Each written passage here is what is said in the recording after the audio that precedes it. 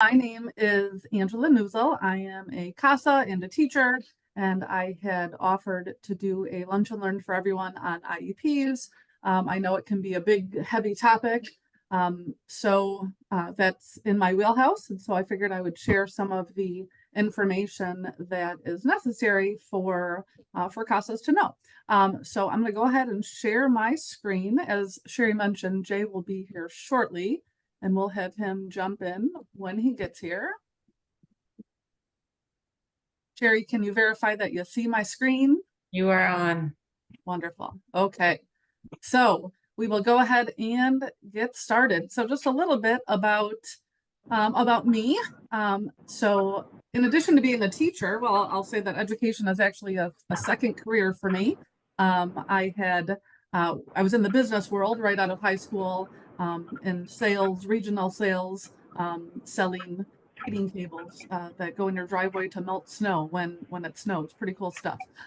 So I was actually a trainer in that role for years, and decided to go back to get my degree to become a teacher, as I had worked myself into a position where I traveled all the time, which was pretty cool when you're young and in your 20s, and not so cool when you decide to have kids. So I wanted something a little more stable that would keep me at home. So I went to school to become a teacher.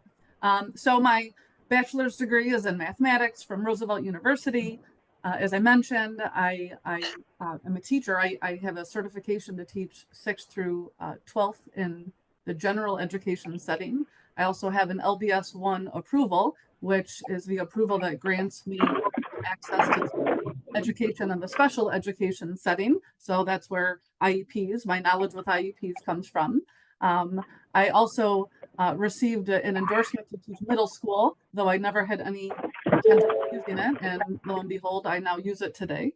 You never know where life brings you. In addition to that, I do have a master's degree in educational leadership, still figuring out what I want to be when I grow up. I have an endorsement to be a principal if I choose to go that route. Who knows? Last dream I had was to be an astronaut, and that still hasn't gone away. So we'll see. I also teach and have for a long time at McHenry County College. Part-time, I'm an adjunct instructor there. I teach a variety of different math courses that changes every semester depending on what they need me to teach. I also tutor for their tutor center. I also tutor for their disability center. So I've worked as a scribe. I do all sorts of things there. So, and then full-time, I teach middle school at Dundee Middle School currently. I'm also a tier 2 building coach. So students that are part of our positive behavior intervention system program, maybe those kiddos that need a little more guidance. So I'm a coach, a building coach for that program, in addition to being on the math curriculum team in my spare time. So previous to this, my role has been focused on education in the alternative setting. So kiddos with different disabilities, oftentimes emotional disabilities. In the past, that was known as BD, behavior issues, things of that sort. So I'm a mom of 2. In addition to all of that, my son Jaden is 16. My daughter is 18. They definitely keep my hands full. A wife of 1. I'm a CASA, as I mentioned. I believe this is my 4th year. My 3rd or 4th year. I think it's my 4th year as being a CASA. And of course, a lifelong student, a lover of all things math, space, and social justice. So that's a little bit about me. The presentation, you have any questions? I'm pretty relaxed. Feel free just to unmute and ask your question. I anticipate this should be just shy of an hour or so, and that should include time for questions as well. So we can go ahead and get going. Sherry, has Jay joined us yet, if you don't mind? Perfect timing. Well, yeah. Then I'll turn it over to my co-facilitator to introduce himself at this point, and then I'll jump back in momentarily. Hi, my name is Jay Schwarzrock. My apologies. I actually went to the CASA office thinking we're doing this live, and then I found out we had to come back here and do it. So, my name is Jay Schwarzrock. I'm originally from northern Minnesota. If you hear the accent, sorry about that, eh? I'm a Spanish teacher by trade, but I've also fallen into English language learning territory. So I teach ELL, that's what it's called nowadays. English 3 and 4. I do some U.S. history, global studies instruction as well, targeted reading. Probably more involved with that as we go, in addition to continuing to teach Spanish from time to time. Coached soccer forever and a day, it seemed like. I'm finally done with that, as my youngest Patrick is starting to become a player now, so I get to be the parent side of things, so that's kind of nice. I have 2 other boys, Tommy and Tyler. Tyler's a 13-year-old middle schooler at Bernotis, and Tommy's the sweetest 10-year-old you'll ever see. And this is the picture of them at the Field Museum yesterday, or Monday. As you can see, they're a handful.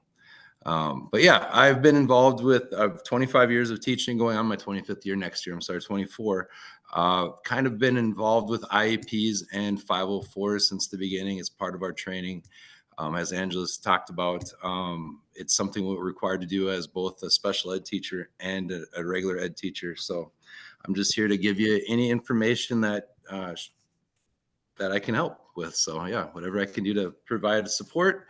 I've talked to a couple counselors and kind of gone over what they expect from us and from advocates. So that's what I'll be kind of adding to this as we go. So thank you, and I can't wait to see what this is going to be about. And Angela, thank you for putting this together. This is an amazing presentation. So thank you. Great. Wonderful. Thank you. You know, I can't help to think, as you said, Tommy, you said was the sweetest 10-year-old ever, right? I wonder, I bet I would have said the same about my kids, who again are 16 and 18, but I think I probably would have said the same at 10. I would not say the same anymore. I did not say that for a reason about my 7 and my 13-year-old. So sure. they are distinct children in themselves. So yeah, I get it. All right, so we'll go ahead and jump in here. So I'm not going to, of course, read each slide here, but I did want to give you just kind of a general overview. You know, I think we're all coming in with different knowledge or lack thereof on IEPs and what that's even about. So, so to preface it, here's kind of the evolution of the laws that cover IEPs and what that's all about. So in 75, Congress passed the Education for All Handicapped Children Act, which was also known as EHC, in response to the fact and the perception that oftentimes students with any sort of disability were excluded from school, or maybe excluded from you know, the best instruction that would be possible. And so they were, and oftentimes still are, excluded in that capacity. So this law was created to address that. So currently it's referred to as IDEA. So it had evolved into IDEA, the Individuals with Disabilities Education Act. So that essentially was this current law reauthorized and renamed in 1990. So it's under IDEA where IEPs fall, which is what this presentation, of course, is about. So an IEP, by definition, is an individualized education program. And it's specific to students age 3 to 21. And this protection falls under IDEA. Sherry, I'm not sure if this presentation is going to be saved and available to other people aside from just a recording of it, but if so, everything you see that's blue here is a hyperlink where people can click for more information. Either way, so throughout the evolution of the law, the intent has remained the same. So to provide free, appropriate public education, which is a familiar acronym that we use quite a bit, FAPE, in the least restrictive environment. So I'll get into that a little bit more on the next slide, but these are 2 acronyms that you'll see quite a bit in the education world, and more specifically the IEP world. Anything to add on that one, Jay? Nope, looks good. Sounds good. So essentially, principles of IDEA don't apply to private schools, as it's a federal law. So that's important to understand. And FAPE, Free Appropriate Public Education, is actually civil rights law. It falls under the Section 504 of the Rehabilitation Act of 1973, which is a civil rights law. So oftentimes in this world, there's IEPs, and you may also hear of 504 plans. So they're similar in the sense that they offer accommodations and or modifications to students. We'll get into the nitty gritty of that a little bit more, but they're governed by two very different laws, okay? So the majority of this presentation is going to focus on the disability side of things and the IEP side of things, which falls under IDEA. But we'll touch on 504s a little bit more towards the end because they are also common and kind of fall under the same wheelhouse. The A in FAPE, appropriate, is the other thing that we're going to focus here. So appropriate in the sense that we're talking about special education. So special education is a huge umbrella, and we'll start to kind of dissect some of those topics. And so free and appropriate is important with regard to special education, because appropriate oftentimes includes a lot of services outside of the classroom, okay? So those free services are extended to, of course, those with disabilities under both IDEA and 504, two separate laws. IDEA also guarantees an appropriate evaluation. So if somebody is going to be referred for services or an evaluation, they're going to be guaranteed an appropriate evaluation. They will be guaranteed, if they qualify, an appropriate IEP, again, an individualized education program, oftentimes just referred to as simply IEP. Of course, there are rights, right? There are rights for parents with regards to notifications and things like that we'll talk about a little bit more. And then LRE, which is very common, to guarantee the least restrictive environment. So I just included a little continuum image for you to look at, but this is kind of what we're focused on when we're looking at services for students. So ideally, we try and keep students generally in the general education classroom. If that's not able to be achieved for a variety of reasons, maybe we need a little more support in math or reading or speech or whatever the case may be, we'll be pulled out of the classroom, for portions of the day for whatever services are necessary. Previous to my current role at Dundee Middle School, I came from the alternative world, so those are considered special schools. So the schools where I worked at, students primarily had emotional disabilities and frankly have been kicked out of public schools for one reason or another. Homebound education, sometimes we have students with, severe anxiety issues that, don't leave home, or they don't leave home due to a court order not to leave home. There's many reasons why students may be homebound or hospitalized, so that those are considered the most restrictive. And depending on the current take on the law, sometimes those last two are flip-flopped between homebound and hospital as far as what's considered most restrictive there. Okay, just a few of the parent rights. There's many that are considered in the law, but a few of the important ones as they apply to IEPs.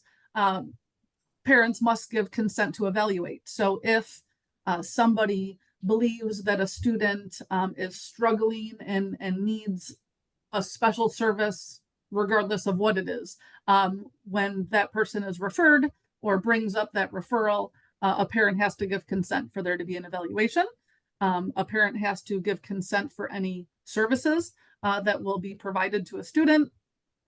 A parent has to receive notice before those services are going to be in place or before a meeting is going to take place. A parent, of course, has a right to a student's academic records. A parent has a right to an independent evaluation. They may not be happy or agree with the outcome or the results of a particular evaluation, and there's many different types of evaluations: behavior, speech, etc.